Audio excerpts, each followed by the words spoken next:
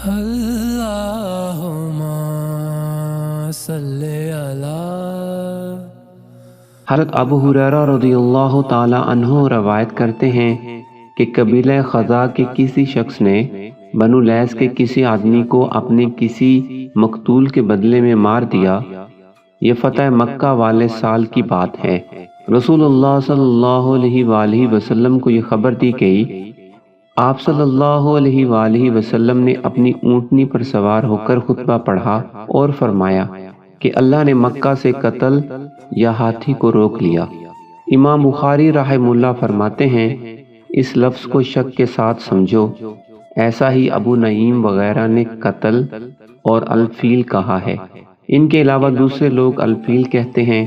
پھر رسول اللہ صلی اللہ علیہ وآلہ وسلم نے فرمایا کہ اللہ نے ان پر اپنے رسول اور مسلمانوں کو غالب کر دیا، اور سمجھ لو کہ وہ مکہ کسی کے لیے حلال نہیں ہوا، نہ مجھ سے پہلے اور نہ آئندہ کبھی ہوگا، اور میرے لیے بھی صرف دن کے تھوڑے سے حصے کے لیے حلال کر دیا گیا تھا۔ سن لو کہ وہ اس وقت حرام ہے، نہ اس کا کوئی کانٹا توڑا جائے، نہ اس کے درخت کاٹے جائیں، اور اس کی گری پڑی چیزیں بھی وہی اٹھائے جس کا منشا یہ ہو کہ وہ اس چیز کا تعارف کرا دے گا۔ تو اگر کوئی شخص مارا جائے تو اس کے عزیزوں کو اختیار ہے دو باتوں کا، یا دیت لیں یا بدلہ۔ اتنے میں ایک یمنی آدمی ابو شاہ نامی آیا اور کہنے لگا یہ مسائل میرے لیے لکھوا دیجئے۔ تب آپ صلی اللہ علیہ وآلہ وسلم نے فرمایا کہ ابو فلاں کے لیے یہ مسائل لکھ دو۔